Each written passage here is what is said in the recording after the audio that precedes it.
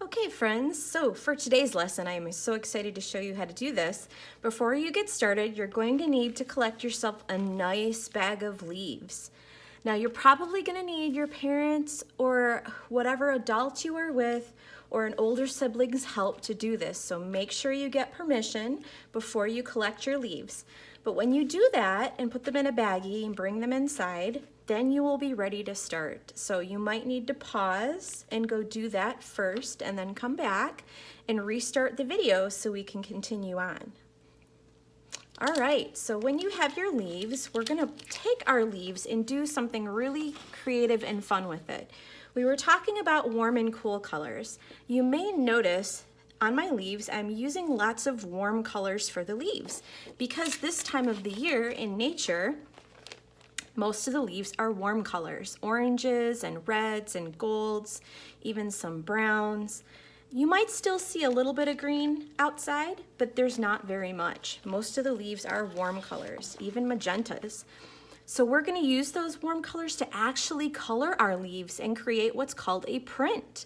A print is any time that you put color on the surface of one object and print it down onto a sheet of paper or another object. It's called printmaking.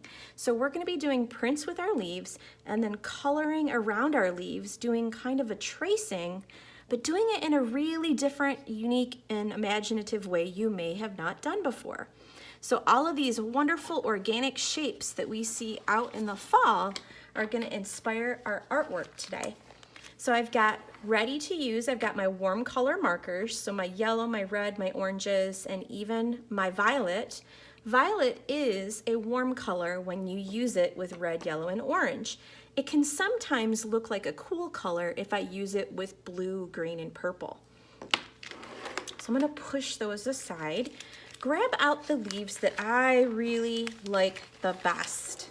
So I'm going to look through my bag here, and I'm going to pull out the leaves that really are appealing to me. I love maple leaves. I live in the woods, and I have lots of maple trees. So I'm going to use that leaf. I'm going to use this as a little baby oak leaf. And there's a few more here I want to use. I love the look of that leaf. And then I want to try to get some leaves that are different sizes and shapes. So maybe even this little tiny one here and one more, see if I can fit a leaf this shape on my paper. Okay, so taking 3, 4, or 5 leaves, I'm going to move those off to the side, the ones that I want to use. I'm going to pick my biggest one first and kind of figure out where I want to put it on my paper. Now, in order to do this, you're actually going to have to use the back side of your paper as like protection for your table, because I don't want you, whatever surface you're working on at home, I don't want you to get marker all over it. So either you can use a placemat or an extra sheet of paper, or just use the back of your paper. I'm going to let this be the back of my paper. Oh, you know what? I'm going to flip it over. This will be the back of my paper. And on the back of my paper, I am going to take the colors that I see in the leaf, and I'm actually going to color on top of the leaf. So I see a lot of red in this leaf. So I'm going to take my red marker and very quickly, I'm going to try to color my whole leaf really red. Now I have to do this really fast. This will be the one time in art where I'll say, okay, scribble really fast, boys and girls. Try to get the tips of the leaves, all the corners of the leaves as fast as you can. Don't worry about getting the marker on the back of your paper because it won't matter. Just want to make sure you don't get it all over your table. Try not to rip your leaf, so you want to be a little bit careful with it. And once you feel like you have all the edges and the corners completely colored over, you're going to pick the leaf up, flip your paper over, and put the leaf face down with all the marker you just colored, and you're going to press, making that print. And I want you to hold it there and maybe count to 10, pressing as hard as you can. Press, count to 10. And then after you count to 10, you can pull up your hands, and I don't want you to move the leaf yet. You're going to hold the leaf down with one hand and then take the marker that you used to color it, and you're going to make lines all the way around the edge, going over the edge of the leaf. This is a different way to trace a shape. instead of drawing a line all the way around it, we're going to go across the edge, going outward like this. And again, you can do this really quickly, as quick as you want. You want to try to make sure you get all the way around because that's what's going to make the shape. You can turn your paper, go across the leaf fast, fast, fast, holding it down. You really have to hold it down. You could get an adult to help you hold it down, or a big brother or a big sister or another person in your family if you needed help to hold your leaf down. Now once you get all the way around your leaf like that, you can pull it up, ta-da, and look at the beautiful print that you just made. That's called printmaking, when you put any kind of paint or ink on one side of something and stamp it down. I just made a print. Now I'm going to use a different leaf for my next print. I love the shape of this maple leaf. So I'm going to flip my paper back over, making sure this is dry. I don't want to smear it. I'm going to look for my green marker. It's got some yellow in it too, and I have this yellow-green color that matches it almost perfectly. So I'm going to take this and very quickly again color over top of my leaf as fast as I can. The faster you do it, the better, because you want the marker to stay wet. Now you can probably see on my leaf that my marker is actually like really shiny right now. That shows me that it's wet. If it's dry, the shininess will go away and I'll have to put more marker on it. Okay, so it's really shiny and wet. I'm gonna flip my paper over. I'm gonna flip my leaf into a new space. I wanna put it close to the other one, but not too close. Press, press, press, hold it down for about 10 seconds. So you can count to 1, 2, 3, 4, 5, 6, 7, 8, 9, 10.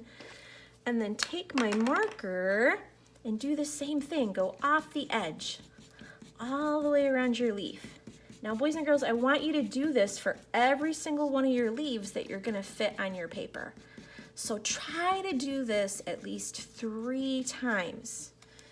If you can fit more, like 4 or 5 leaves on your paper, that'll be even more amazing. This type of artwork is like experimenting. You're experimenting, you're trying different things out. I want you to practice making a print. Ooh, I like the way that looks too. Now on the other paper that I made that I showed you, I was able to fit 4. I could have probably made a couple more little ones in the corner right there. But then you can see how I added more color all the way around. So after I get my paper full of leaves, then I can use my markers and my crayons even to color around. But now when you color around, I want you to use different colors. So if I used red here, I'm not going to use more red to color around it. I could use orange, I could use yellow, or I could use cool colors like blue and green. So I'm going to try using a little bit of orange. This is like a bright neon orange. I'm going to color the same way that I made my lines, going out all the way around. This is another way to color, to kind of add texture, just like we did when we were doing the Van Gogh pumpkins.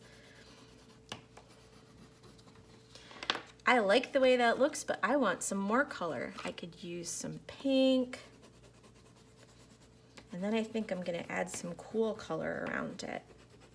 Remember, cool colors are like blue and green and violet. Ooh, I really like experimenting with mixing my marker or my crayon colors there. So now I'm going to add a little bit of blue. And I can practice mixing and blending those colors and seeing what colors I like together and what happens when different colors mix with different colors. So this may seem like scribbling to you, but it's not the same as scribbling because I'm thinking about which way my lines are going. Scribbling is when you just kind of draw everywhere all over the place without really thinking about it. But I'm thinking about it. I'm thinking about how I want my lines to go, and I'm thinking about really what I want it to look like. So I'm going to put some blue around this green leaf. I think I might want to try mixing it with some yellow to see what happens. Let's experiment. Let me take a yellow crayon and mix it with some of the blue, and it makes even some more green areas. So we're going to do this around all of our leaves till we fill up almost our whole paper. So when you're done, your paper might look something like this. So that is experiment number 1. I actually have another thing I want you to try. When you're done with this and you feel pretty happy with the way that it looks, you're going to put it off to the side, and then you're going to take your leaves that you used, or even maybe some that you didn't, and I want you to try using your imagination to make either a leaf creature or a leaf man or a leaf animal. For this, you don't need your crayons and your markers, but you might want to use a glue stick and some tape to tape it down. If you have access to a Sharpie, you could also use that to draw a face, but you don't really need to. So let me show you what I mean by a leaf man or a leaf creature. I would take my leaves and I would experiment with those organic shapes. How could I lay these down in different ways to either make wings, like for a bird, or maybe these would be arms for a leaf man. How could I use my leaves to make a leg or 2 legs? Maybe one leg's different than the other leg. Could I use a different leaf to make a face? Oh, I like the way that looks. I even have a couple of leaves that looked like lips, and I tried that earlier. I said to myself, wow, that kind of looks like a mouth. Maybe I'll make that the mouth on my leaf guy. So arranging your leaves to have like a head and a body and arms and a legs, you made a leaf person. Now, if I really liked the way that looked, I could either have Mom or Dad take a picture of it and have that be my final example of something I made, or I could glue it or tape it down to leave it there. If you decide to glue it or tape it down, it's really fun because then you can decorate all the way around it. So after you get your leaf man down or your leaf creature, I could use like a marker and I could add some eyes on the face and a nose. Like that. I could use my marker to add some hair to my leaf guy. Give him some funny spiky hair. Now maybe he's really an unusual creature, and instead of just being a regular guy, maybe he has antenna, like that. And if it were like a leaf creature or a leaf bird, I could add different types of legs or claws. Like maybe this leaf creature also has claws on the ends of his arms, like this. So you could use your marker to add these details and then also record what you made just by taking a picture with help of somebody in your family. I hope you have fun really using these organic shapes today and being inspired by nature and experimenting and playing with it to learn all the different things that you can do using things that you find outside. I hope you have fun. See you later. Bye-bye.